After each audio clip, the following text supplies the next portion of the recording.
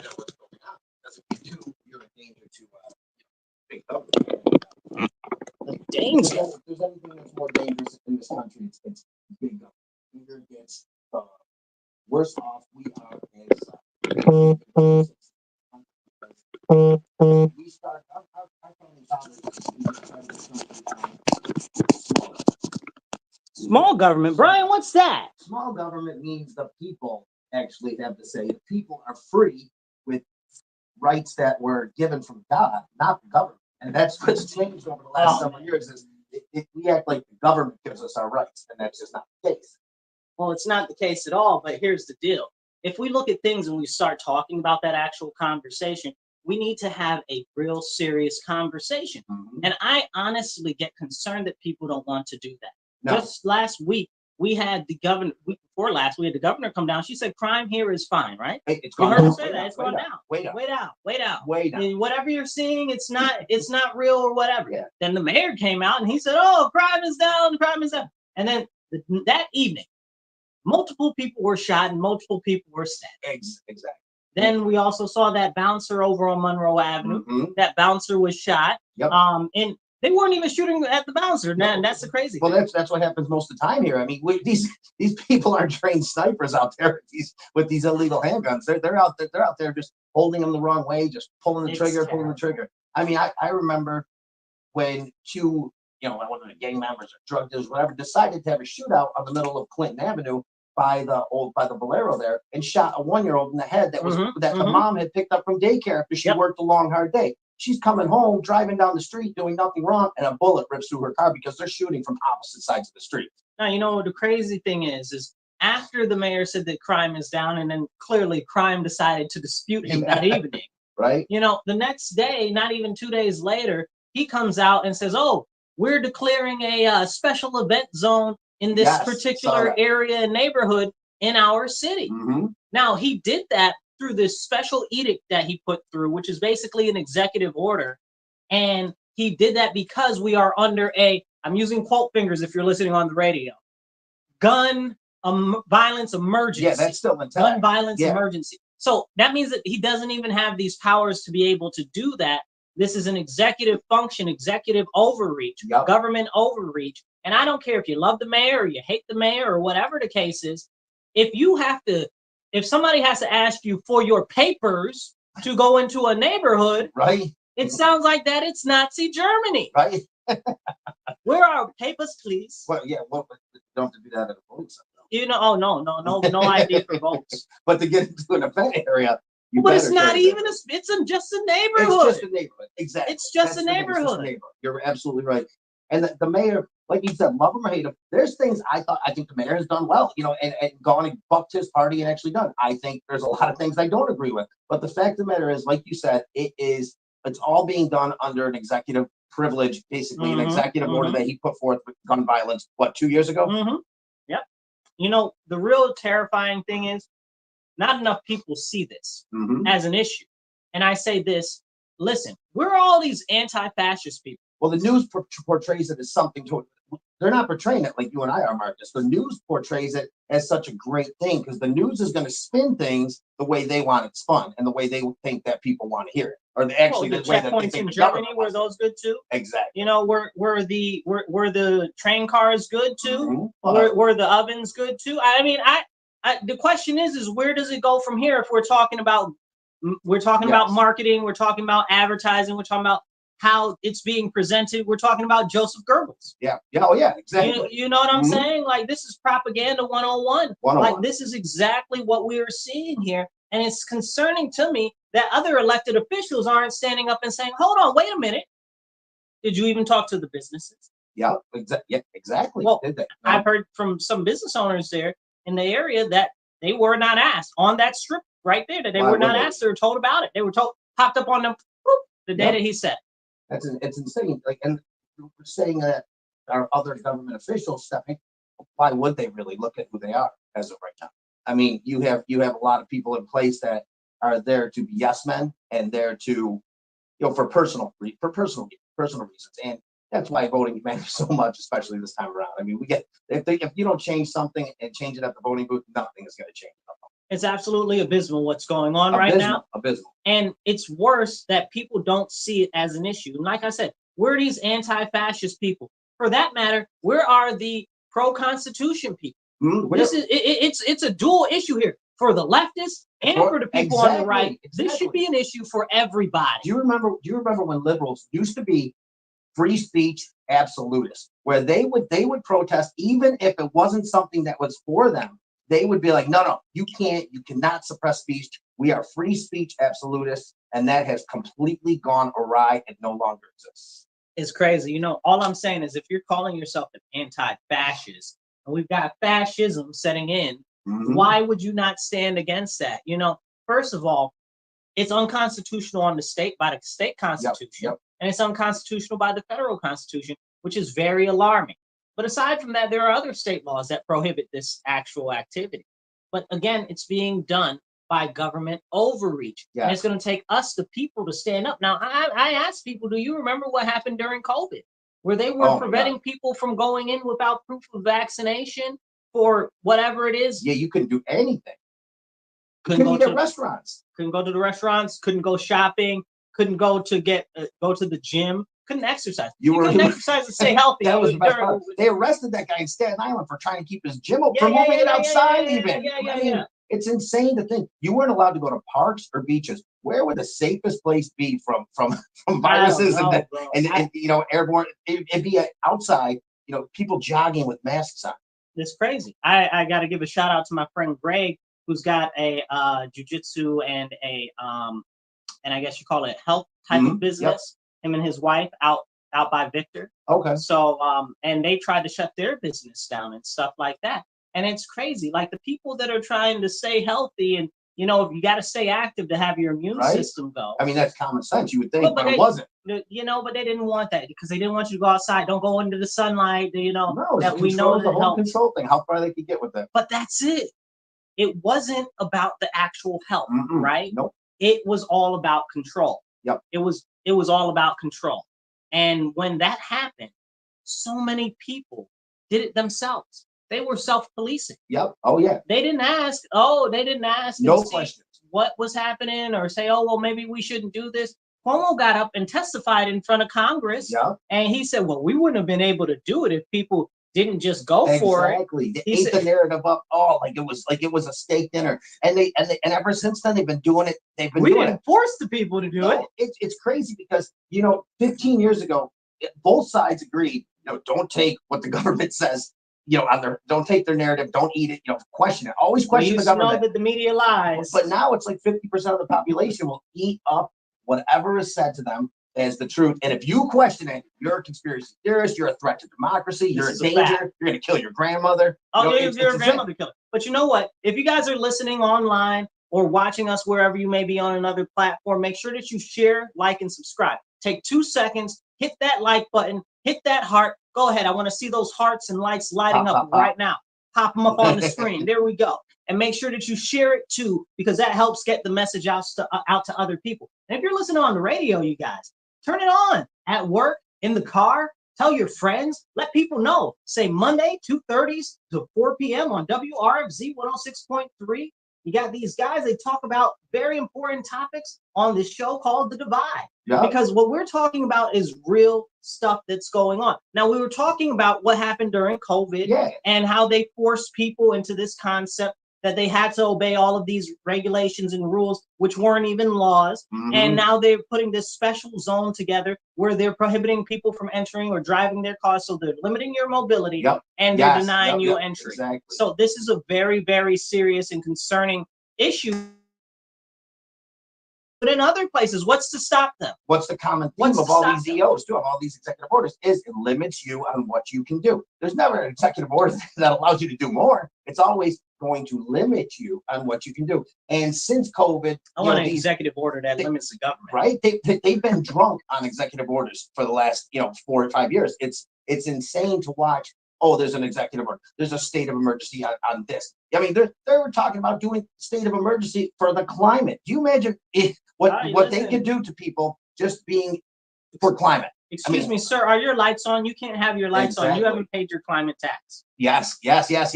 Right. But this is very serious, and people are like, oh, I don't really see such an issue with it. At least they're trying to do something about crime. How does that help crime? Yeah, how does it help? So it limits people that are under 21 from going into bars when you have to be 21 to drink in a bar.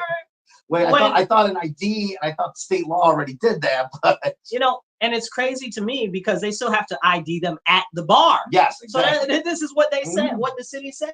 And then on top of that, the icing on the cake. The icing on the cake is if you go back and you look at the majority of the shootings and stabbings and stuff right there, you will be hard to find somebody in the last 10 years that was under the age of 21. Yeah, you'll be hard pressed. Inside one of those. Yeah, absolutely. No. If you see shootings and stabbings and fights in bars, it's always going to be people over 21. I mean, outside of it, it's totally different. But when you get outside the city, it's hard pressed to find someone over 21 lately. But yes, you're correct. And like you said, it does nothing to stop crime. What stops crime is they know. The best part about this is they know who the violent offenders are. They know who the people are committing crimes. Repeat Go get them, put them in jail, and hold them in jail, and put them in prison. How dare you, Brian? Right? How dare you say something like that? You can't say that. I mean, and it's funny because in Chicago, they said out of whatever million people they have there, 92% of the violent crime is committed by the same 6,000 people. So if you do that by, take the ratio there, in Rochester, we have 200,000 people. It's the same 600 people that are doing these violent crimes. Excuse you for profiling people that have profiled with the police. That have profiled themselves. You understand what I'm saying?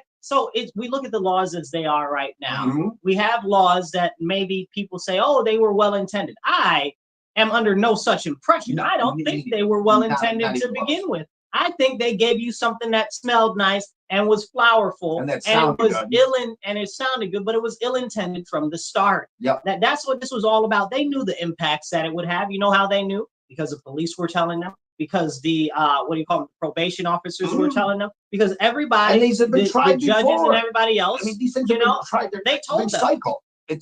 Look in the 90s. It happened in the 90s in New York City. They tried these laws that, because it was so nice, it was peaceful, right? All of a sudden, criminals out. Right? They let them all out. Look what happened.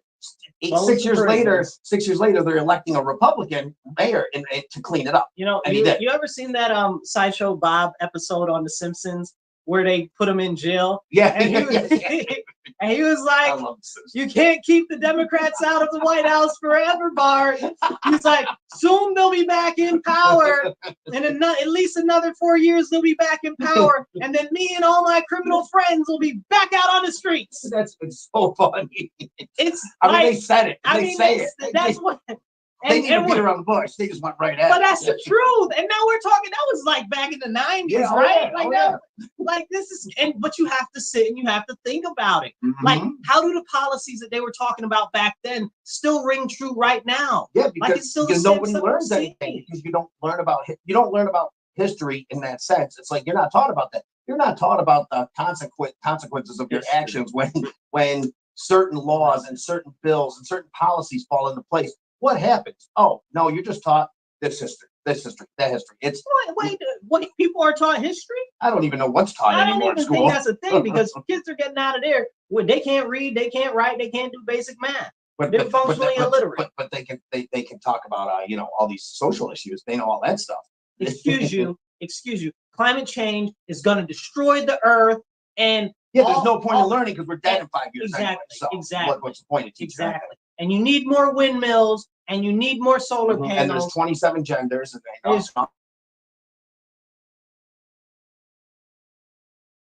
three of them. Well, there's 179. Right? Oh my God! I'm sorry, guys. Anybody I find out there with that? Excuse you when you know that there's 297. Right now, it just went every 2 minutes. It goes up. It goes up and up. Oh my God! Up. Look, it went up again. I'm just refreshing my phone. And this is a serious issue that we can't have a conversation about because what they're doing is they're destroying the mind of the youth so that they're not able to comprehend anything that's going on. They're crushing you within. That's what they're doing. They're destroying and melting the mind. If they're telling you that you don't know that you are you, that's what they're being taught. That you don't know that you are you. You don't know that the body, the physical, that's like me saying that this is not a bottle. No, I know the word bottle. right. I know what this is. I've seen it my whole life. Mm-hmm. But this is like somebody telling me, no, that's a cupcake. Yeah, and now I have to believe this is a cupcake. It identifies as a cupcake. Mm-hmm. Like, this is insane. It's insanity. And to think that, to think that, like, if you say anything about it, you're offending this person, offending that person. So I read on X. You're offending me. Someone said, I will not participate in your psychosis, and I stand. The reason this country is like it is right now is because the government let Fox News operate when they should have been shut down 7 years ago, and they should be taking people off of X that have this. And I sit there. Wait, my mind was blown. I was like, is this person really serious about this? Did you see John Kerry got on the TV and said some similar crazy nonsense like that? No, and then Kamala Harris said some other crazy nonsense. And then our good buddy Bill Gates got out there and said some crazy nonsense like that. It's like free speech. You should only have free speech up until what I want you to say. Yeah. But they say, well, lies hurt people. It's like, you know what? Lies are still covered, even if they are lies. Most of them are just opinions that don't, that don't fall in line with theirs. But lies are also covered under the First Amendment. They talk about even hate speech. If I walk out in the middle of, if I walk out in the middle place and I throw, some derogatory term out, that's covered. I might get my jaw broken, don't get my butt. But it's still covered under the First Amendment. Now, people don't realize that. Now the government is defining what hate speech is. Exactly. This is a very serious issue. Because the government shouldn't tell me what hate speech is. Mm-hmm. Nope. Okay. What do they say? Then another thing that they like to say over the last couple of years. Well, what is hate speech? Well, you know it when you hear it. Yes, exactly. Okay. Well, maybe you do. But if the government is able to clearly define what hate speech is, that is a very scary thing, because that means that they can change it at any given time. Yep. If it's not defined, it is absolutely open for interpretation, and that's the problem. And it's like, yes, you can't scream. You can't have terroristic threats. Yes, that's not covered under First Amendment. You can't do stuff like that. But hate speech is a real tough issue.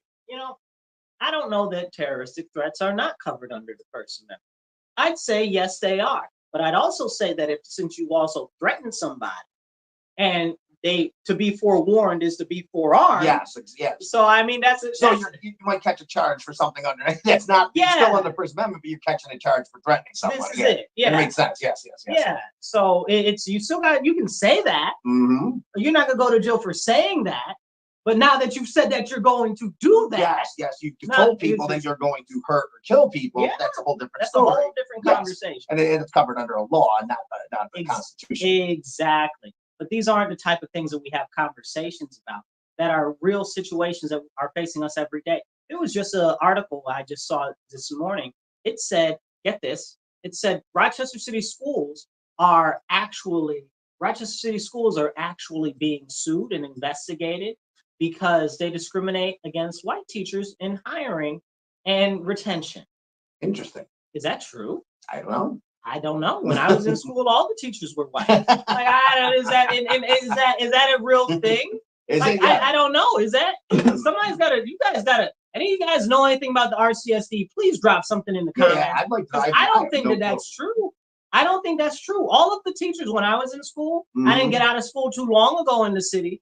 They were all white. I don't know. Maybe it's changed. Maybe they're like, I'm running away from the city school district because all these kids are punching teachers and beating each other with tables. Yeah, I don't want to be here. I don't want to be here. It's that simple. I can get a job somewhere else. I don't know. Is there this now massive amount of Black and other types of groups of people that are now teachers now that I don't know about? Is this a thing? Yeah, you might have to look deep into not only that, is there a mass amount, but what are their policies in hiring?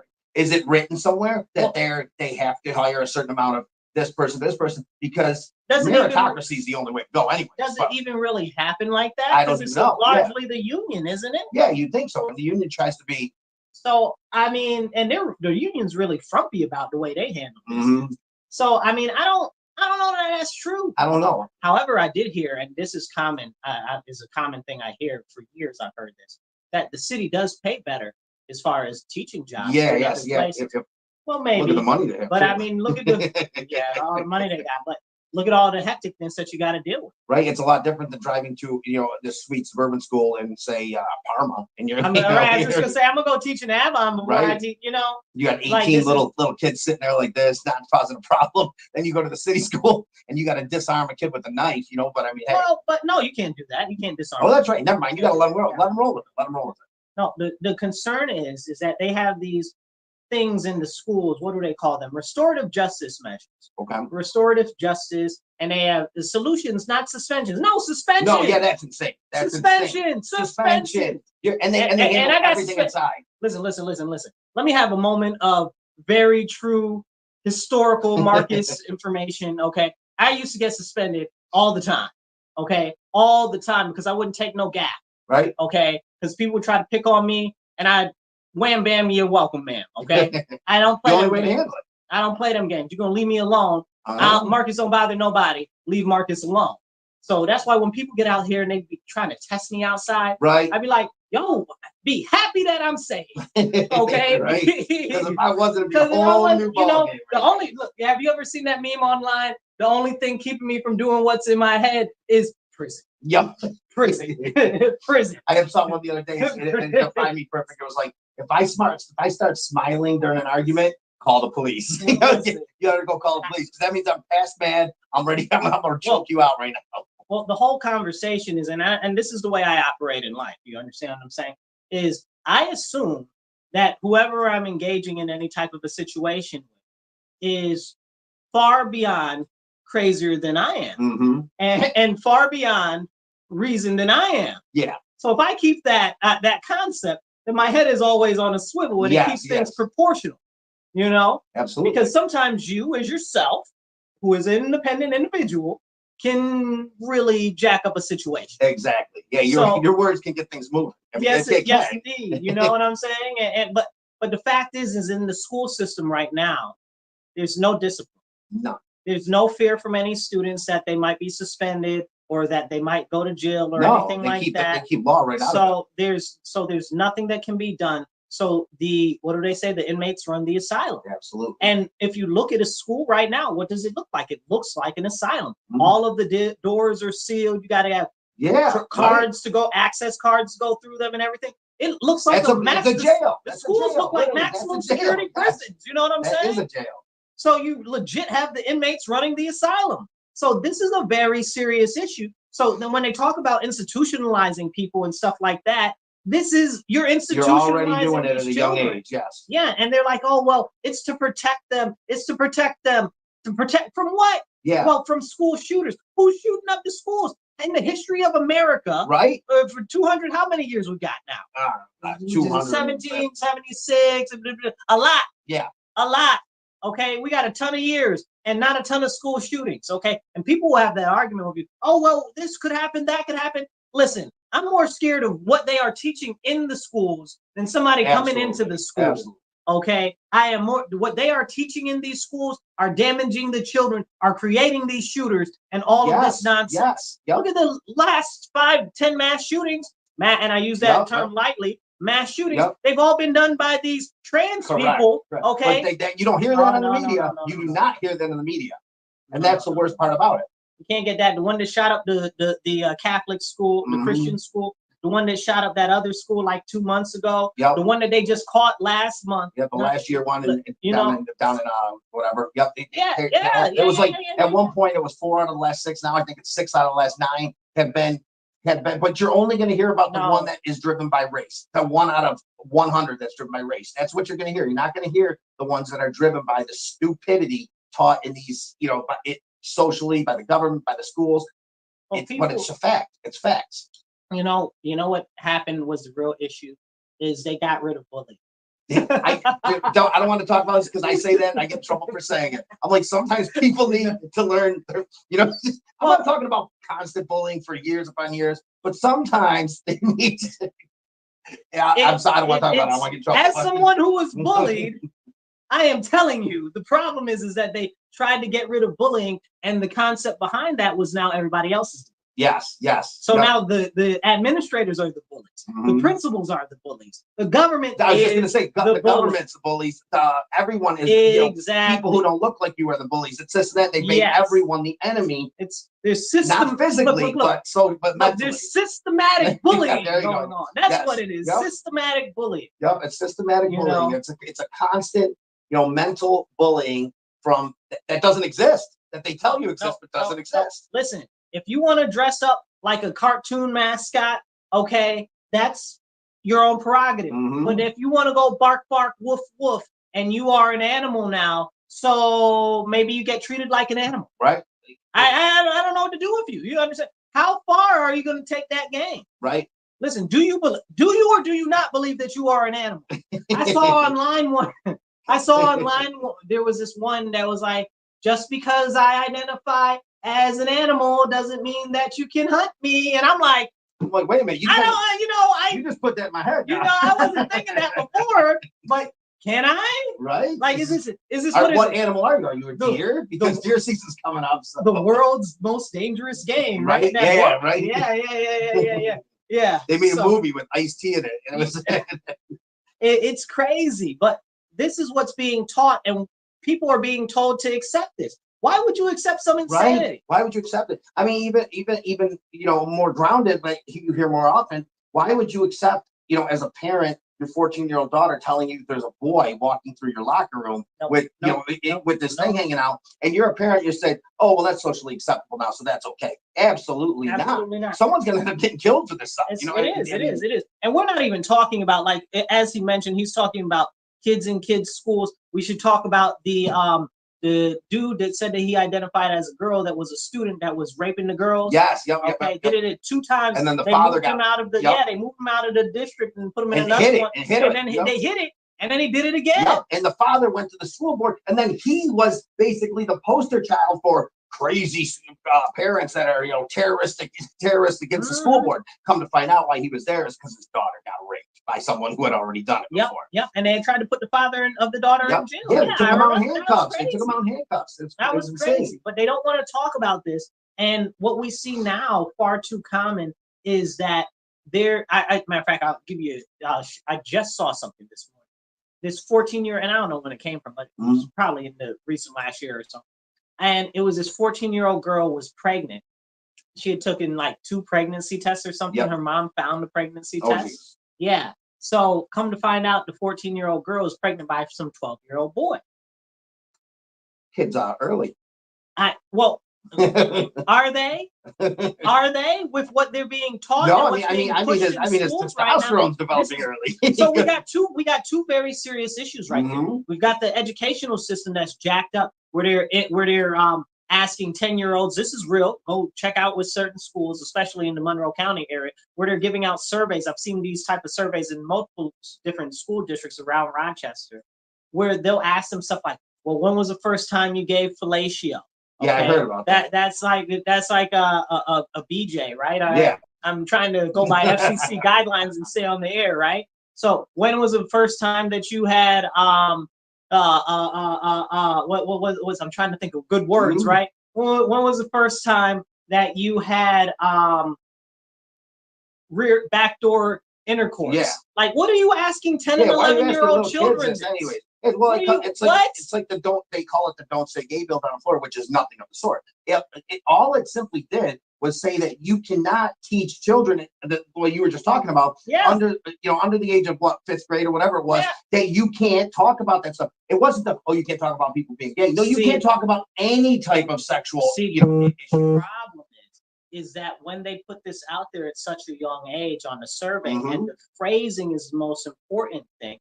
Because now they're like, well, you're not doing it. Essentially, everybody else is doing it. Yes, exactly. That's what the phrasing makes questions it sound. why don't I know this? Why haven't I ever done this? Yeah. Exactly. And it's alarming because they're not teaching children about healthy coupling. They're not teaching children about the importance of a cohesive household, a mom and a dad in the home. Accountability and responsibility with sexual activity is never taught with accountability and responsibility. No. It's like, you take responsibility for your actions after it's done. It's done.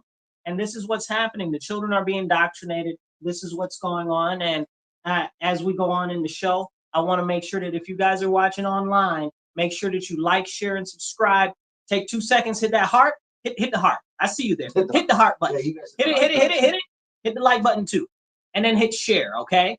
Share it, definitely share it. And if you're new, make sure you follow. And if you're listening to us on the radio, thank you for listening to The Divide on WRFZ 106.3 FM, Rochester Free Radio. And as we talk about these very serious conversations, it really starts to take us to look at more issues across our nation that are wider, that are going unaddressed, again, because all of the things that are the issues that are facing us as people in this country end up boiling down to policy, to legislation, to the elected officials. And I would like to know how we just gave another, what it just got promised? 3 billion or is it 8 billion? Is it 6 billion? Yep. So it was like 2.3 and then like another 6 billion. Yep. So like 8 billion altogether correct. For Ukraine, and we got the money going to Israel too. But in the meantime, North Carolina and Tennessee are looking like fifth world countries. Yes, exactly. And not even third world countries. No. Like it's fifth world countries. You got dogs running around with their name on their stomach because they had to write it on there with the telephone number because they're just floating away. I mean, it's what we're seeing down there is should be immediately addressed by our government. I mean, it should be a FEMA response that is zero time. You know, how dare you say something so insensitive? Right? It's just insane. We have to take care of the illegal aliens first. Those are our priority.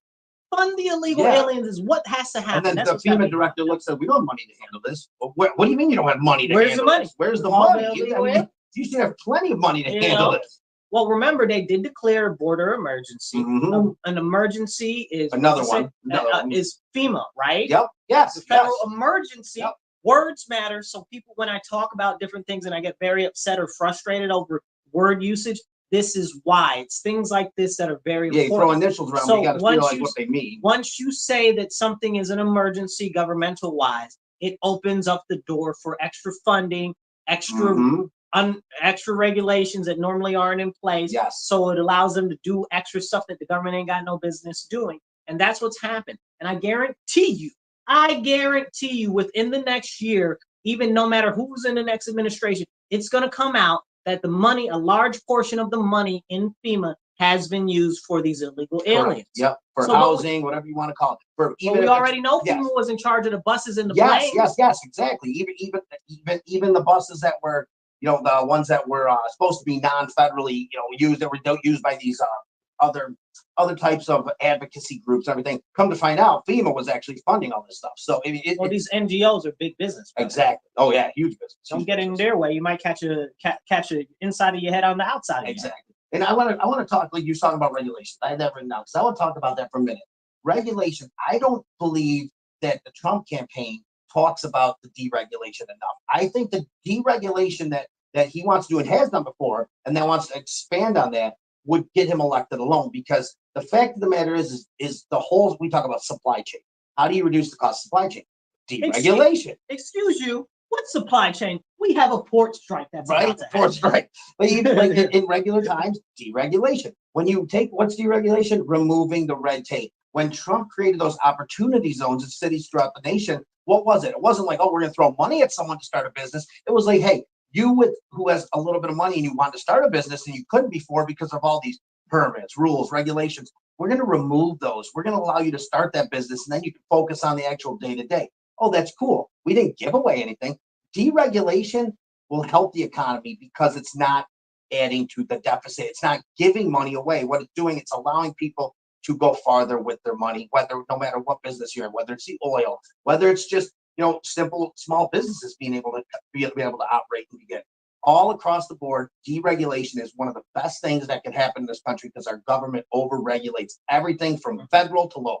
And you know that it's better than anyone. Don't even get me started on deregulation. I'm very, very big on deregulation. Deregulation, detaxation. Okay, I'm cutting it off. I'm cutting it off. I get in the office, I'm cutting it off. And I promise you, I'm going to give them the heaven of a hard time on absolutely everything if they try to oppose it, because they are wrong. They are supposed to be a government of the people, by the people, for the people. They are not serving the people whatsoever. No, they are serving themselves. They are serving themselves. They are serving their benefactors, and they don't give a flying monkey's uncle about you. Has your gas prices gone down? I mean, overall, a little bit, not in the last week. Yep. You know what I'm saying? Like, it's still up before the previous administration. So it's like, oh, well, it's down now. Somebody posted, well, my gas is below $3 now. I'm like, well, how much are those eggs in your back seat? And how much was gas before this? How much is diesel? Just tell me how much diesel. Exactly. I remember Talk about the supply chain right there. Diesel adds to the supply chain. I remember when diesel was less expensive than gas. It was. That was a thing. And then they put all these regulations on it. Yep. And then now diesel's more expensive, which is crazy because essentially, and this is essentially what diesel is. You take it out the ground, you put it in the truck. It's crude. That's it. Raw. That's it. Like, there's no processing, no nothing. Now, as people argue, they'll be like, well, there is some processing. It's not raw. But essentially, you don't have to do as much processing as you have to do to get plastics or to get gasoline. Yes. Okay. Yes, Are we being real right now? So this is the conversations that we really need to have. But the federal government on this case and the state governments on this case have put in so many regulations. They have made it difficult for people who are everyday citizens. Yep. And you might not see it because you don't realize the impact of the cost of diesel. Yes. Yeah, but it's there in everything you buy. You ever seen them big tractor trailers, them 18-wheelers and stuff like that, just going down the highway? That's your stuff coming to your grocery stores and stuff. So that's diesel, y'all. That's diesel. So when them diesel prices be going up, you be so focused on the gasoline prices. Gasoline prices are heavy. Don't even get me started. Yeah, of course. But you be missing the prices that are driving up everything else, which are the diesel prices. And where have they moved? Not like an inch. No, not even like, and this is how they play in your face. You look at energy costs. The energy companies are talking about they need to raise costs on the energy because in New York they decided that they wanted to shut down the Indian Point nuclear reactor. Right? Come on. You told me that don't get me started on the nuclear. Don't get me started on nuclear. You want a green, clean future, and you want to shut down a nuclear reactor? That's nuclear. Nuclear's as green as it gets. Come on. Like, are you serious right now? And people say, oh, well, nuclear pollution. You know where those type of concepts come from? They come from places like Chernobyl. Yes, of course. Do you know that Chernobyl is an active nuclear site right now? Absolutely. Like, they are pumping energy out of Chernobyl right now. They're about to start up 3 Mile. They're about Bill Gates. Yeah. Bill Gates, right? King Granddaddy of Apocalyptia. Yep. Okay, always telling you dim the sun. We're gonna dim the sun, right? We're gonna dim the sun. Climate change is gonna kill everybody. We're gonna cut down the trees and bury the trees because of carbon. Sounded dumb as heck. Yeah, but some of the stuff just blows my mind. We're gonna do this. We're gonna do that. But he's restarting 3 Mile Island, which is a nuclear disaster down that happened in the U.S. that gave people a bad idea for nuclear. But you mean to tell me that after that nuclear issue, that they're still able to use it? Correct. That Bill Gates, the king of the end of everything, is saying that he's going to use it for Microsoft. Like, are y'all listening? Like, wake up! These people are playing in your face. They're playing you. They're absolutely playing you. I mean, where's the climate czar, John Kerry? I haven't heard from him in 2.5 years. I heard from him the other day. Did he was talking about free speech and how we should get rid of it. Excuse me. Let me rephrase my paraphrasing. What he said was all speech, because you know how he talks. You're like, why the long face, John? All speech is not speech that should be tolerated. People have a right to free speech, but only when they say what the government wants. Exactly. They call it. That's not when acceptable. It leads to dangerous outcome. What's a dangerous outcome? It means the outcome that isn't your your acceptable outcome. It means the other person won. It means the other half of the country got their way because guess what? He was voted in by the majority of people or electoral college, however you want to say it. The point is dangerous. I love misinformation, disinformation. Those words just kill me. I don't think they've ever been, used in a real conversation because they don't exist. They're fake words. Exactly. They're used to describe something that they can't call a lie because they know it's not a lie, but they don't agree with such opinion. Like when they fact check, like when the New York Times sits there and fact checks opinions. You can't fact check an opinion. It's a damn opinion. There was an article in the New Yorker that said that this was today. Oh yeah, I think it was yesterday. Yesterday. That said that that the president should abolish the Supreme Court. Yes, absolve it. Dissolve the Supreme Court. Yes, dissolve it. What insanity!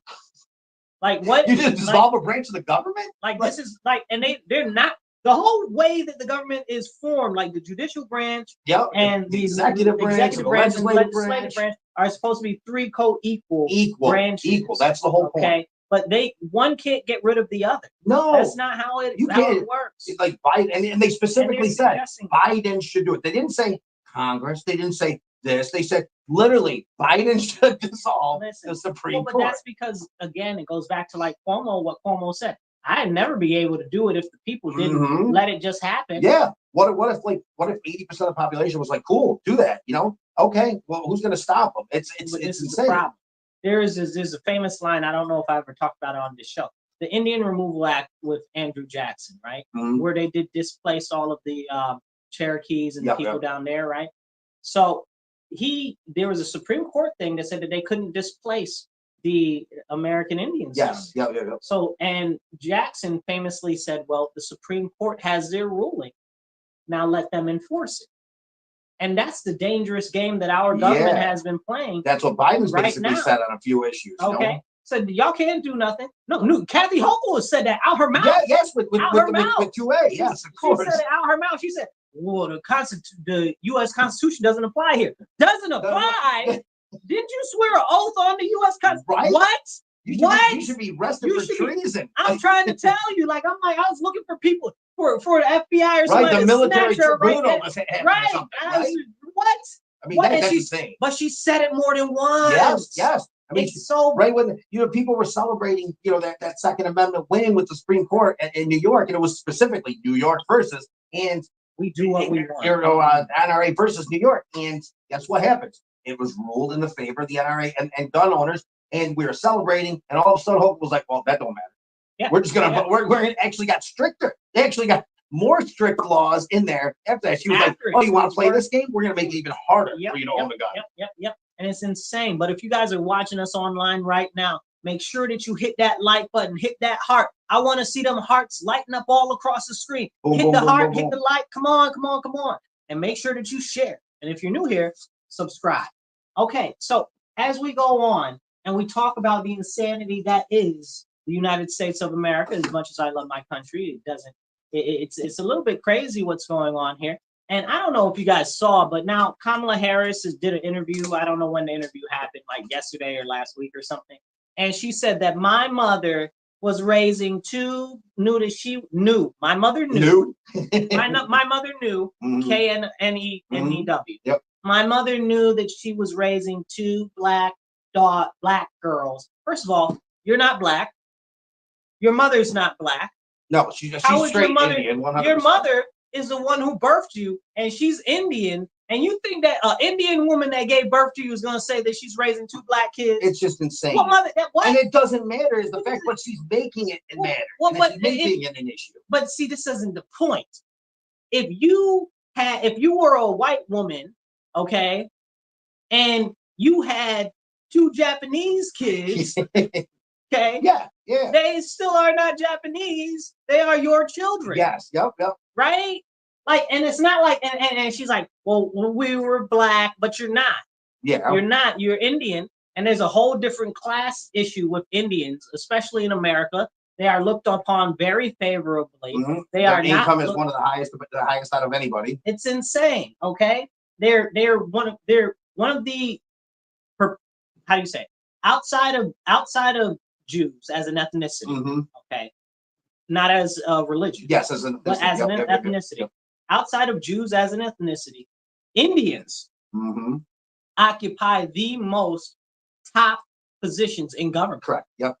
That's very interesting. It's insane when they make up such a small number of the population. Yep. I mean, look at their if you look at the overall average income per person, not per family, but per person, and per family, but per person in the United States, the top Indian sit right at the top. I mean, it's how it is. What discrimination? What blackness? Come on now, don't play in my face. She's acting like she's one of those what you call them people, the untouchable people. I forget the word for them. The ones on the bottom of the caste system in India. Oh yeah. Usually those are the darkies. Yes. Yep, Her mom light as a snowflake. She passes paper bag test every time of the day, twice on Sunday. Well, you see the family photos of her. Every one of them's in Indian garb. Even the dad, who is Indian and Irish. Yep. Okay. Even though they try to make him like he's Jamaican because he's got Jamaican nationality, not ethnicity. So when they try to show the pictures of him, they try to darken the picture or have him in the shadow. You know, no, but they do. I know they do. It's do. too funny that this country's gone that far. That's crazy. And I didn't even realize it. So here's this picture of Kamala Harris. And I was like, oh, with this lady, right? Who apparently the lady, the dark lady, was supposed to be her grandmother, right? Yeah. And they're like, oh, this is her Jamaican grandmother, right? And apparently her grandmother died before she was born. And in the picture, she looks like she's like in her 20s or something. Yeah, she's well alive. So it was interesting. But the interesting thing is that if her grandmother died before she was born, how could she be in a picture that they're implying is with her grandmother when she's like almost like she's an adult? Yeah. So that was interesting.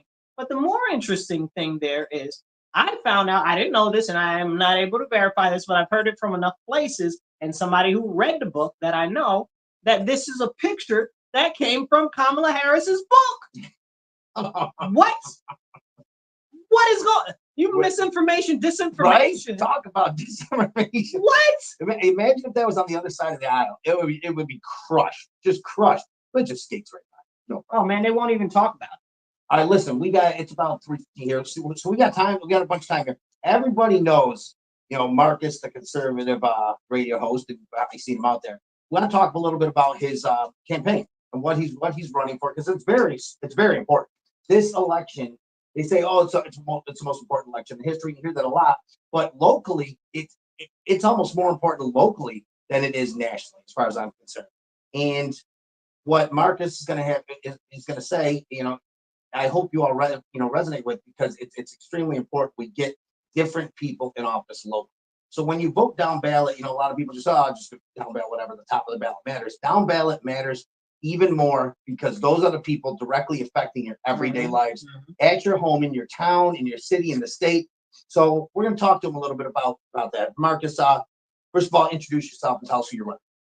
Hello, everybody. My name is Marcus C. Williams. I'm running for the 137th New York State Assembly, and I encourage you to check out my website, www.marcus4rochester.com. That's Marcus4rochester.com. Donate, volunteer, whatever you can do. I'm currently running against a man named, I think he's a man, but I never know how anybody identifies anymore, right? I mean, he's got a wife and kids, so I guess. Well, say a person. Just say a person. Person. Yeah, we'll go with that. So a person. That sounds crazy. They I don't like it. They I just don't like that this is where our country is coming. Right, and where obvious is no longer obvious. So his name is Damon Meeks. He's been in office for the last 4 years. Unfortunately, the issues that we have had with the crime, with the drugs, he has refused to address, and he refuses to stand up against his party's poor policies and even speak about them publicly. And to me, that does a gross disservice to our city, our county, and our state, because he's supposed to represent all of us, not his caucus, not his assembly people, not Stuart Cousins, or was it People Stokes, whichever one is the one for assembly, I forget. But he's not supposed to be representing them. He's supposed to be representing us. Last night, there was a car that crashed, one of the crazy people who's stealing the cars, that crashed into a building literally across the street from his office. Really? Yeah, because he decided to move his office out the street from my house. Really? But which is a whole separate conversation. I've talked about that before, but this is a separate. Right. So, because I had a business right there, that's why he moved there, and that was a stronghold for me in the community. And the last election, I ran against him, and he wanted to move his office to make it seem like he was more of somebody of the people. Yes, exactly. And for the people, when then nobody's seen him. But this goes into poor, and I'm not talking about him, but I'm talking about all of them in general and him. Okay, we see you for stuff that's got nothing to do with your position. We see you for these photo shoots. We see you for these events, but your position is to write, pass, and amend laws and the state budget. He gave himself a 29% raise last year. You understand what I'm saying? But did you get a raise in your money? No. Did your health insurance go down? Did your gas go down? Did your RG&E go down? You understand what I'm saying? None of the things for you are going down, but he's raising up his money. Yeah, his votes, he's direct. I mean, his votes went right to these laws, correct? I mean, that these no bail laws, things like that. He voted for this. So he didn't vote for this because it happened a year before. Oh, correct. Yeah. Well, that's not true. Let me not say that. He did vote for some of the stuff that is currently being done. Okay, but the main issues, bill reform, raise the age, and the less is more happened right before he got into office because the other guy died, right? Yeah, he would have still been there. But he just so happened to die. But he carried on those policies, so it might be a different nameplate on the office. It's a carbon copy. It's the same policies, and that's one thing that people need to understand. Sometimes when you see issues where you are, and then you've got like a history of that area being one party rule forever. In my district, it's 60 years of Democrat rule. For the position I'm running in, the guy that was in there before was in there for like 35 years or something like that. Just real quick, so people know, what is your district? What does it consist of? So my district is the majority of the city and the whole town of Gates. So essentially, if you turn on the TV and you see crime or you see drug overdoses, the Clinton Avenue area. If you see it and somebody died there or overdosed, it is most likely my district, which has been Democrat controlled since 2 times longer than I've been, but 3 times. There's one area that needs change. There's one area. You can just pick one area that needs change in the city. What would every single person agree on? I think we'd all agree on that area, North Clinton Avenue between Clifford and Joseph Avenue. But it's not just there, right? No, it's all over the place. Let me be more specific. So my district encompasses the North Clinton area, Clifford, Portland. Okay, we encompass Lyle Avenue. Yes, another area. We encompass Jefferson Avenue. Okay, so legitimately, where all the crime and violence is, everything right is there. in the district. We have the highest crime rate in my district outside of New York City. We have the highest crime district in the state, minus New York City. And New York City only wins because of population. Correct. That's it. That's it. Yes. But it's a serious issue. And one of the main reasons why I'm running is because there is no advocacy for the people in the community. There's no advocacy. Nobody's saying, hey, these are the laws that are going on, and and why am I running against this other guy? Well, I'm running because I've addressed my issues with him.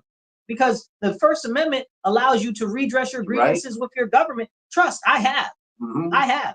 I've in emails and letters, in nice ways, in more peaceful type of engagement ways, and in sometimes blustery ways. Yeah. But I tried the other stuff first. None of it's worked. So now I'm running for the office because the people in my community are dying. The schools are falling apart. Houses are falling apart. The homes, don't even get me started on that. The home values are skyrocketing and people can't afford to live. Exactly. You can't afford to eat. And he's not doing anything. Okay, but he's out here giving away millions and millions of dollars to these nonprofits and NGOs that we never actually see the money get in the community. There's more poverty and more crime now than when he got into office. And he's like, oh, well, I can't do anything in my position. But that is your job, bro. Yes. And that is your actual job. He can change the budget where the money is focused. He can work on that. And he can change the laws, fix any laws that are broken. Suggest new laws. He suggested a ton of laws, like 3 or 4 different laws. He's co-signature on the 2A stuff, making it difficult for single mothers to be able to own firearms, making it more costly to own a firearm, making it more time-consuming to get your permit. So people in the city, citizens are the ones who get hit the worst. Yes, when all of these illegal firearms are out here, guns that aren't even legal in New York State. We're not going to talk about where they come from, but I got a lot to say about that. The fact that I know that they come from the government because ain't nobody else just letting it get in. Just magically. We got the ATF, we got the FBI, we got the sheriff, we got the we got all of these internal state agencies that are police agencies that don't nobody even know exist. We got all these agencies, and you mean they can't stop all of these guns coming into the community that are illegal, that aren't even legal in the state? Exactly. Stop playing in my face.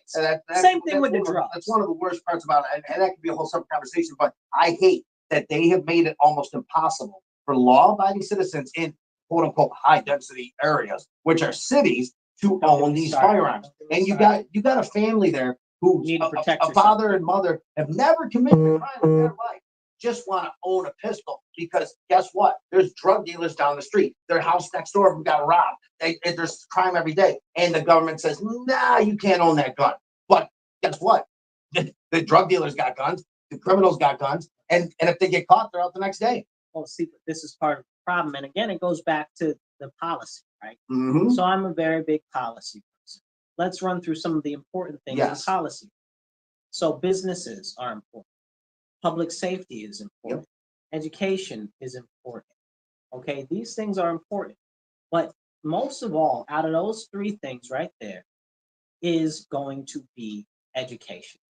Okay? Correct. If we don't fix the issue with the education, the crime itself is going to get worse because people feel as though that they are hopeless and they don't have any odds of living past where they are right now. The statistics show it. So we need to change that also. But jobs, right?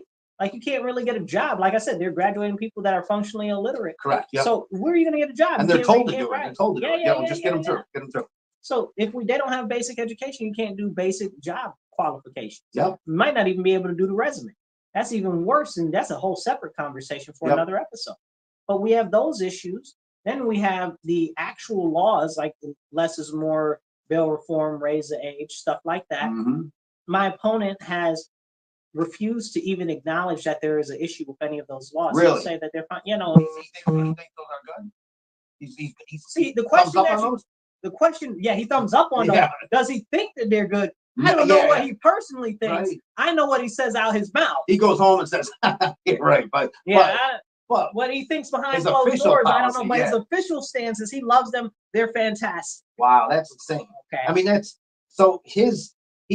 when he runs now, we see a lot of Democrats locally and nationally running as almost Republicans lately. They're running on, you see Harris next to the wall, you see all these senators next to the wall. Has he changed his stance on how he's running? He supports the police apparently now. See, this is king of hate the police, F the police. He was out there literally hand in the air. No. And he told me one time in front of other people, right? Like if it was a private conversation between me and him, it would remain a private conversation. Yep. But when there are other people and you're doing this around other people, of course. It is a public conversation. So we were having a conversation at there was a protest at the Martin Luther King Park. Okay. And I said, I was like, bro, you got to do something about the crime. He's like, well, what do you want me to do? Real nasty. And he's like, what do you want me to do? I said, I want more police. He's like, F the police. Really? So I was like, oh man, Jesus Christ! If I would have caught that on camera, that's the whole thing right there. We'd be playing that left and right. Man, he really said that. Though. Really said that. Like I can't. What do they say? Truth is stranger than fiction. How many years ago was this? Like this was 2 years ago. Wow. So it's insane. Okay, and other people heard him that are it's crazy. So like. We can call the names of the people that were there that day, and be like, y'all were there, you know what happened. You know what he said. But the fact of the matter is not that, right? Mm-hmm. That was bad, right? Yeah. But what happened after it was more bad, if that could even be a thing. Right.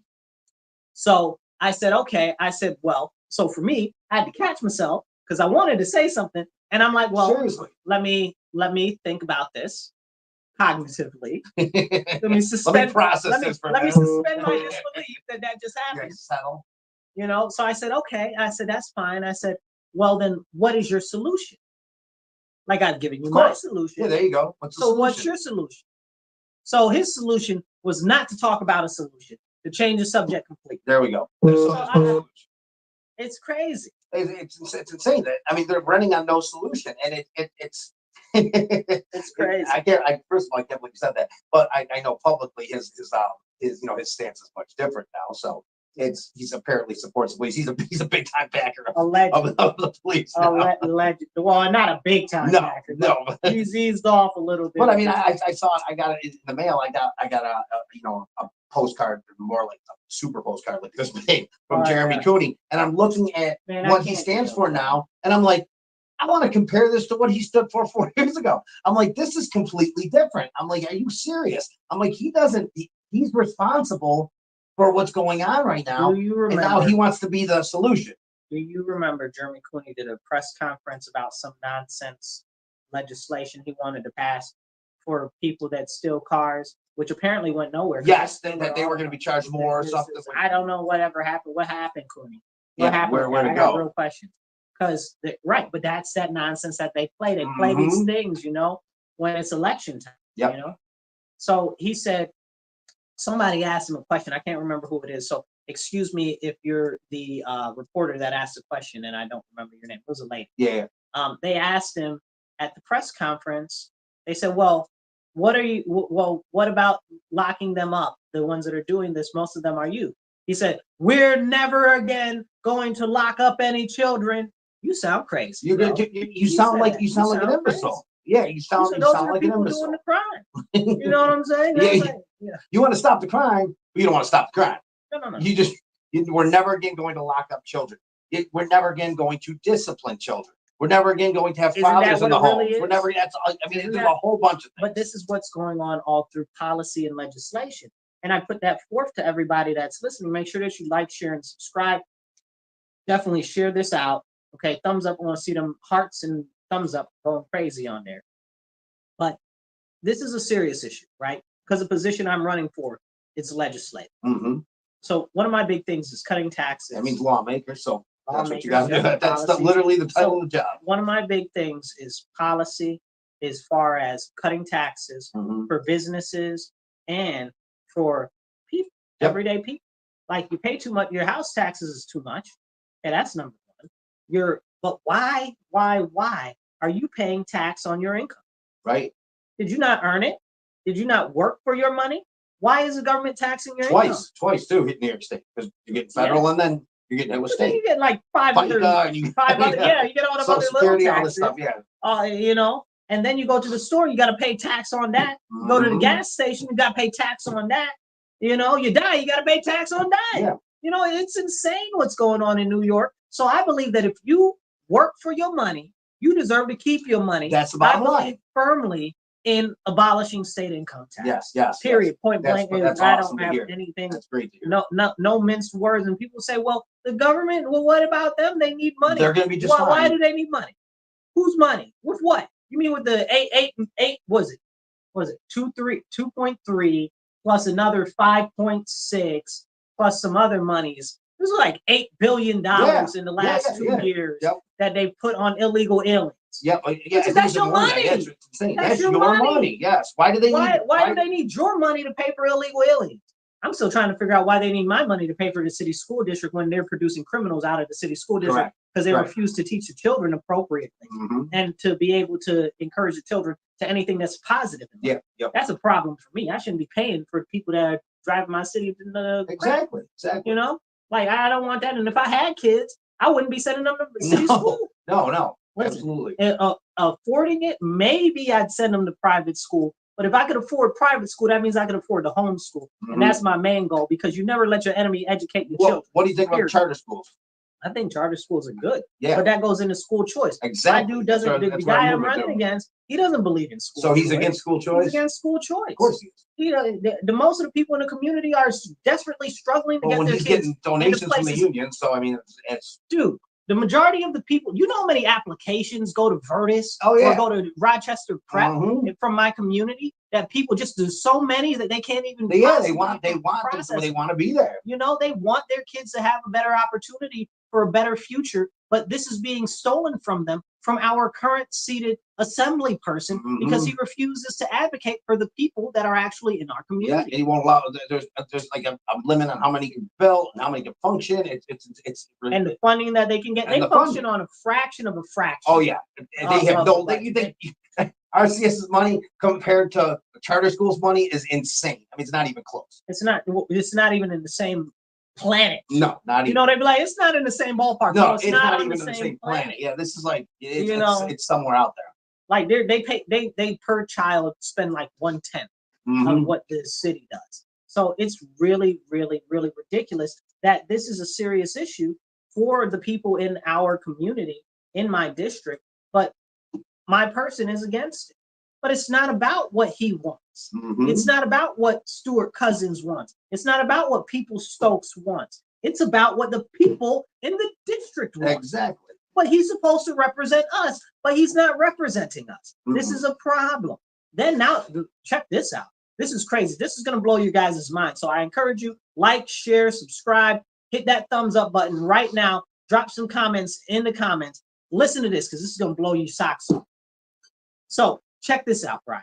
Yeah. So currently, right now, in the state assembly, are you ready? Are you sitting down? Are you guys sitting down for this one? Now, I'm sitting down. You might fall over. I'm trying to tell you. So in the state assembly now, because the Democrats have a supermajority, and you're like, well, but I'm a Democrat. Are you a Democrat? Maybe you're not really a Democrat. You've just been told that you're a Democrat. Maybe when you hear this, you're gonna have. I'm Republican and conservative. So maybe after you hear this, maybe you'll decide that you might need to go at least independent, right? Or not non-registered. Or maybe just stay Democrat but change your vote. Well, but listen to this. So if they are voting with the majority party in favor of a bill, they do not have to come to cast a vote. The leader of the party can cast it for them. No, but if they're not, then they'd have to come and they'd have to say, "Oh no, I don't want this." Now, who's going to do that? That's like a walk of shame type of situation right there. So you're shaming people not to oppose the bills, and then they threaten them with taking away things like their committee statuses and the extra funding and things that they get and stuff like that. And they try to poo-poo on them. So really, all of it is a game against the people of New York State. These people are playing you guys. They don't care. They don't even got to go to work.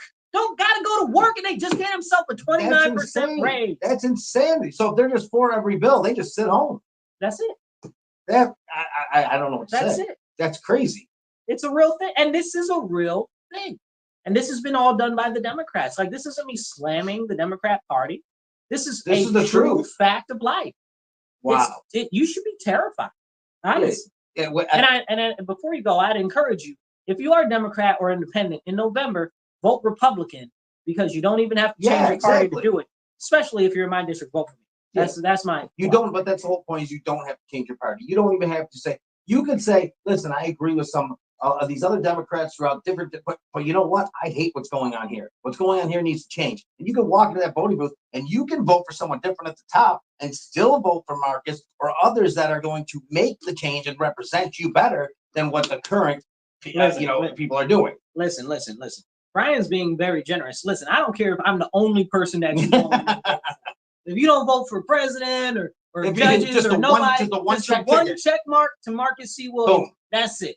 That's all you need to do. That's all I'm encouraging you to do. Changes need to be made. I can't speak for anybody else in any other position. I'd let everybody speak for their own self. But if you are in my district, I encourage you heavily to vote for me. Okay? Because I will definitely stand up and I will speak up. And I won't shut up about it either. What about debates? You guys have any debates? He doesn't want to debate me. Don't want to debate? He got mad. Really? He got mad because I said that he's responsible for all of these deaths and overdoses from the crime and the drugs. And then I asked him about a debate, and then he told me that was an issue, that I had said that.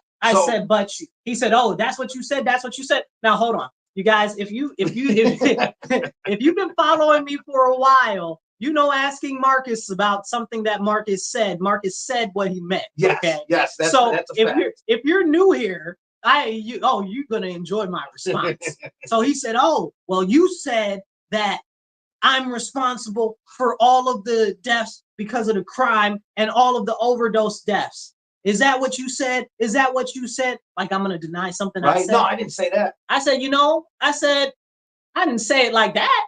I said, but some like it though. Yes. I said, part and parcel, you are wholly culpable for that because you haven't stood up against it. You haven't publicly come out to push to fix the laws that are allowing this crime, that are allowing the drugs to flow in. Even if you weren't going to say anything about the crime, we're tough on drug laws. Where's the extra drug trafficking law? Right. You understand what I'm saying? Where's the extra penalties for trapping drugs, for trapping guns, for holding? What is going on? You understand what I'm saying? So he got mad. He's like, well, I'm not gonna do it because I'm all frumpy and mad. Okay, why don't you handle that at the debate then? Because if I check him in public, people will realize that he's a bunch of malarkey. Yes, no offense. And I know people might think that he's a great person personally. And maybe he is. But this is not about him as a person. This is him as a representative. Yes. That is supposed to be representing our community through policy, right? not just representing as a pretty face, but actually in policy making and laws. Like this is the disconnect, right?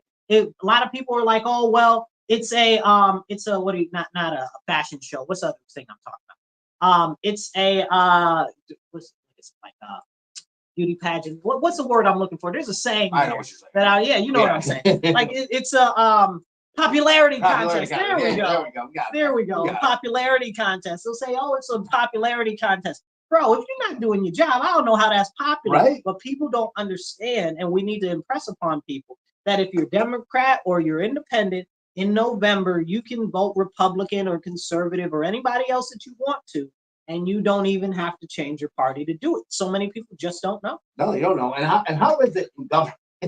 In no other industry can you do things and enact, policies, laws that fail so horribly that crush your territory, that your city, your town, whatever, your state, and still have that job. If I walked into Kodak and they said, okay, Brian, you're the vice president of finance, and I just every financial decision I made them poorer, they'd be like, Brian, you're out of there. You're out. You're fired. Like it just if my decisions directly resulted in failed policies and just the demise of the company, listen, I would be fired. And in government, somehow they skate by, and it kills me. Listen, it's very problematic, right?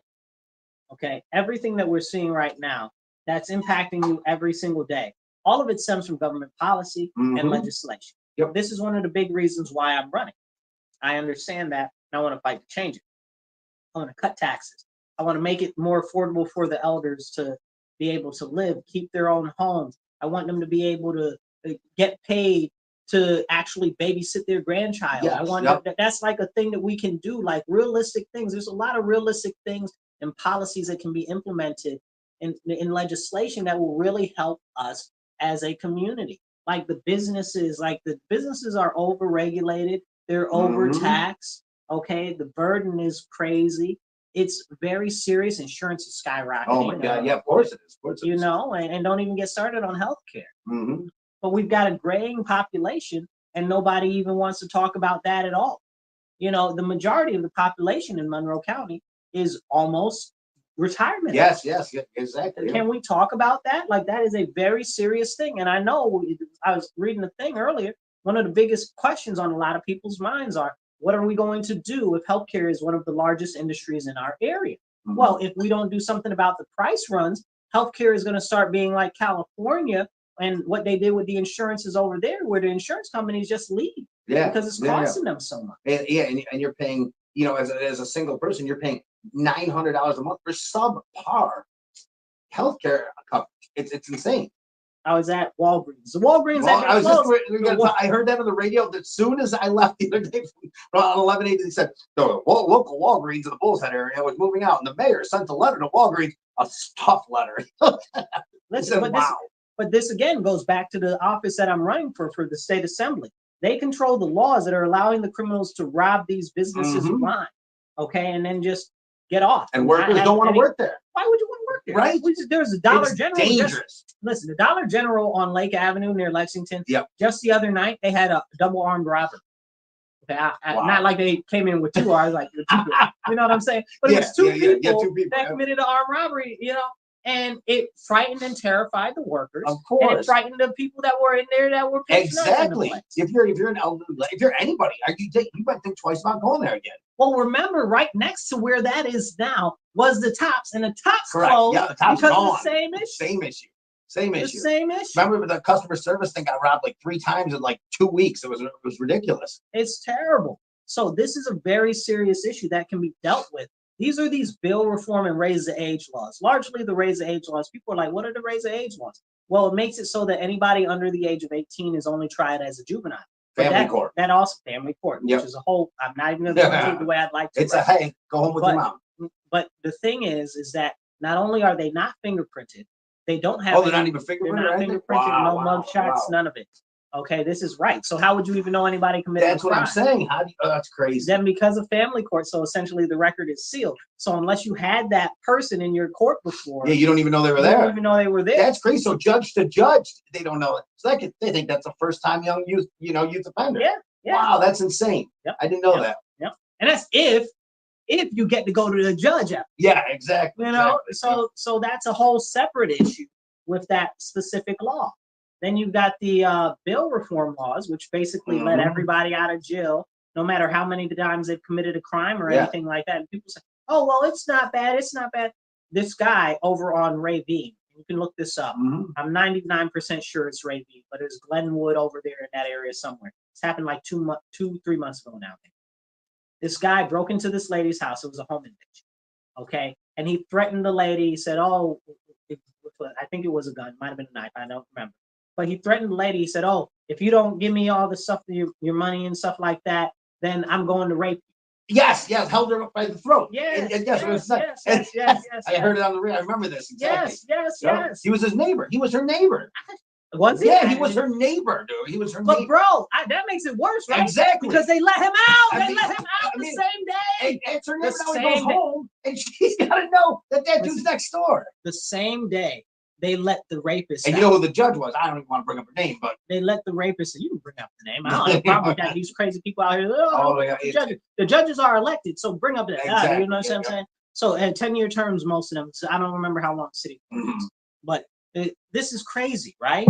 And so this actually happened. And because of bail reform, he was released the same day. This dude that broke into this woman's house, give me all your money, or I'm going to rape you, and threatened to rape her. Got out the same day. They letting rapists out of jail the same day. This is okay with you guys? Yep. It's not okay. And it was the same day that happened. There was another event that happened with some 18-year-old kid I want to say kid, whatever. 19. I'm sorry. That's not the window one, right?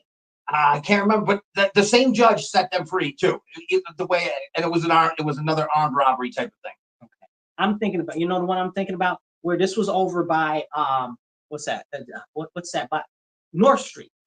Okay, somebody had broke into the lady's house on the second floor and sexually assaulted the daughter or something, and then took her to a second location. Yes, I heard about that. Insanity. Let him out. Let him out.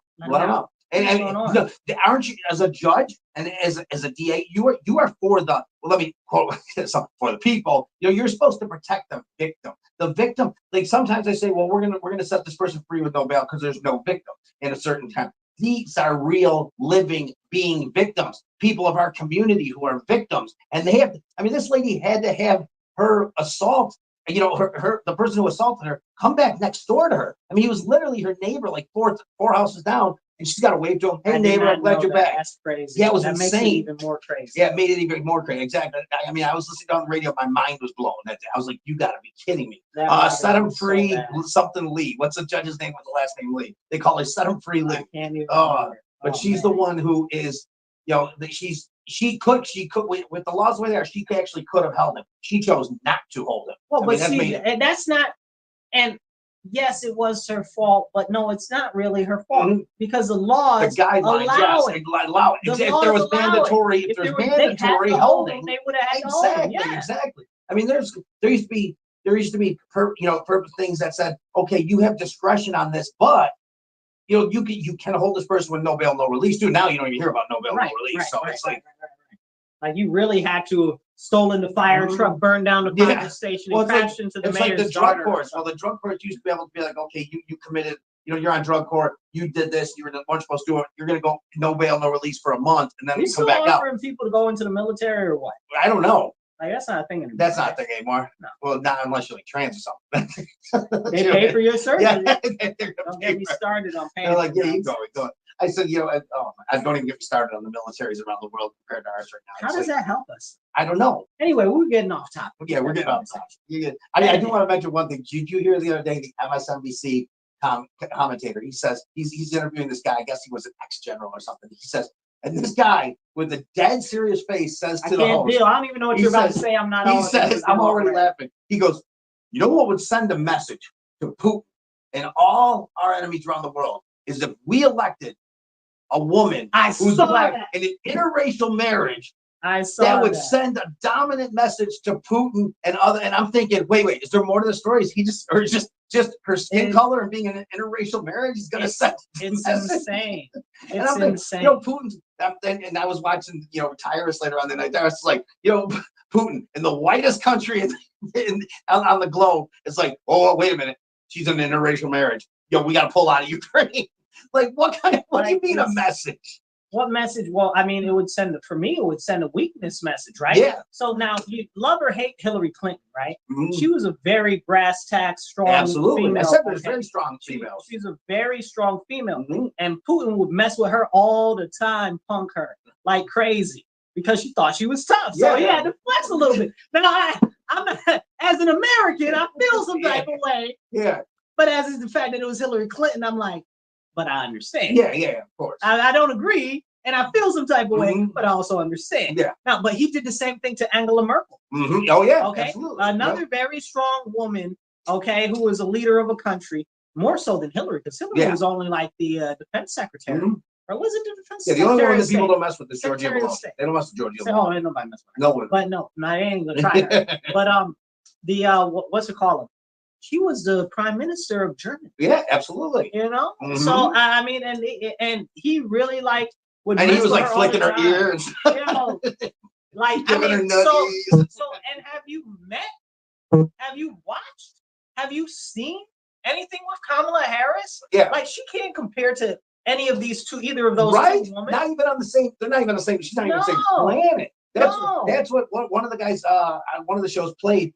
Giorgia Maloney talking at the UN, and then Harris. He said, "This is a real strong woman, right?" She was like, she was talking about freedom, and she hates that people make, being a patriot a bad thing, and she's slamming it at people. And then it was there. Yeah. She's like, with her hand gestures and her weak tone and just her lack of overall strength. I'm not saying because she's a woman. I'm saying because Nikki Haley's a strong woman.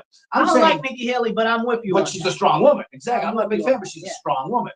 Tulsi Gabbard's a strong woman. I like Tulsi. Yeah, I love Tulsi Gabbard. She's a little over me. I was gonna say she's a little over me, but I marry her. Right. I'd be like, Tulsi. I'm like, I'm not gonna sit here, but I like strong women. Okay? Exactly. I like women that can command a presence and command a role. Correct. That are leaders, because I myself am a leader. Exactly. That is what. So Kamala Harris, I don't know. Is she leading the Girl Scout cookie dinner? She's not. She's not leading. She can't lead her own family. I mean, she's not leading anything. She's not a type A personality leader. Have a family. What family? Exactly. Her husband's family? Yeah, exactly. They don't even have adopted children. Like, what family does she have? The bottom line is she cannot. She's not. No offense to hold on. No offense to anybody that feels some type of way about that, if that's your situation in life. But the fact of the matter is, her being a woman and being a leader, she falls into none of the categories or characteristic traits that you would see aside from a label. Yep. As a strong female leader. There's plenty of good women, solid women leaders that are great out there. But she is not falling on it. Yep. And I guess even the ones I don't like Stuart Cousins, and I don't like her. Yeah. Strong. I can't stand her. They can command a room. Yeah. They can, and it's just, I guess my whole point is her being, a specific race and being in an interracial marriage. It's going to send a message around the world. Like Putin's gonna be like, here we go. This is it. This is what I'm done. It's all over. Erdogan must be shaking in his right. It's just Iran's like, all right, forget it. Forget the nuclear weapon. He's like, done. Oh my goodness. Terrorist groups are disassembling all over. Look, Xi Jinping is like, oh no. Right? It's just in. Guess what? These other countries don't care about race like we do. So guess what? It doesn't matter. The whole thing does not matter. And it's not a qualification. That's the bottom line. But here's the issue with exactly what you said. Somebody that's supposed to be in a position previously of leadership in the military is coming out saying these things. We have to start asking questions. Who's paying these people? Who are these people? Who's putting them in these positions? And it's like, when she says, well, 11 ex-generals support me. Okay, well, who are these generals? The IRS endorsed her. That's enough for nobody. Nobody should vote for Kamala Harris. That should be a disqualification alone. The IRS endorsed Kamala Harris. And the left always has numbers like 14, 51. Listen, we don't care about your stupid numbers of who endorsed you. I want to know why they endorsed you. I want to know why they were appointed in the position. What they're getting. He wants to know. Exactly. Yeah, I want to know why. I want to know what they're getting. What's in it for them. If you're following us right now, make sure that you like, share, and subscribe. Light the screen up with all the likes that you can right now. Hit the heart buttons. Make that things sing, and definitely share. The time goes by fast, though. It really, really does. we get hours more just sitting here talking about We really could. We didn't even really get a lot. No, we just. But you know what? The conversation style is good. You know, I've heard a lot of people talking positive about it. So that's a good. Well, you know, if you're not giving them a hard time, what are you doing? Right? Yeah, exactly. So I mean, I'd love for some of these people we talk about to come in, talk to us about it, sit here, debate us across the table, tell us we're wrong. You know, say, hey, listen, you're wrong. This is what I am. I am so up for it all the time. Anybody. 585-802-0757. Please text. Look, say, call me. Say, hey, Brian, guess what? I'd love to come on the show because I think you're wrong. And I want to talk to you about it. Once on Sunday. Not usually I'll be like twice on Sunday. Yeah, once on Sunday, I got church. Yeah, you got a little bit. Yeah, you got to do something. Yeah, but the fact of the matter is this. There is so much, I guess you would call it noise, right? Out there noise, in the media right now, in the news, in the, I don't even know, social media, you know, sphere. And the problem is that you don't hear voices outside of your one silo. And you don't hear people talking about other issues. Yep. That's why I'm glad that we have a show that comes on after that crazy communist guy on the before us. Man. Okay. I had to go outside for a minute. I was like, oh, man, I can't listen to it. I was like, I'll come in like 1 minute before our show starts. So. Like that guy, I don't know, man. He's a piece of work, man. Piece of work. But you know what? He's strong and stands behind his beliefs, so I'll give him that. But that's all I'll give him. He reminds me of, oh my goodness, what's the guy's name? Mark Levine. He reminds me of a communist Mark Levine. Communist version of Mark Levine. Yeah. Mark Levine's awesome. I love that guy. You don't make him mad. Mark Levine goes crazy. He goes nuts. Right. But as we hit the tail end of the show, Brian, what you got for us in closing? You know what? Join us next week. It's going to be more of the same because we got so much to talk about. In closing, I hope you guys learned a lot about Marcus. You know, other than him just being the conservative radio show and the guy out in the community advocating for a lot of stuff, which he does. But his platform should be enough for you to tell your friends and tell other. Don't just go vote for Marcus. Tell other people to go vote for Marcus. Vote early and get other people to that voting booth so we can get other people in here and see some changes. When election day is done, we should be celebrating. We shouldn't be something happened again, same people. No, we can change that. It's real simple. We surely can. And I encourage you to check out my website, www.marcus4rochester.com. That's Marcus4rochester.com. Pitch in, donate, do whatever you can, volunteer. I could use your assistance. If we're going to make a change, I need your help to make a difference. We got to get people mobilized. We got to get them out. We got to get them active because if people don't stand up now, there might not be the opportunity to stand up later. That's why now is a time for action. Now is a time to stand up. And now is a time to speak up. So with that, we're going to close. We'll see you next week. WRFZ 106.3, Rochester Free Radio. Make sure you like, share, subscribe. And this is The Divide. Thank you for tuning in. Thanks, guys. With Marcus C. Williams and Brian McKenzie. All right, we'll catch you later. Be blessed, be well, stand up, speak up, don't shut up, take action.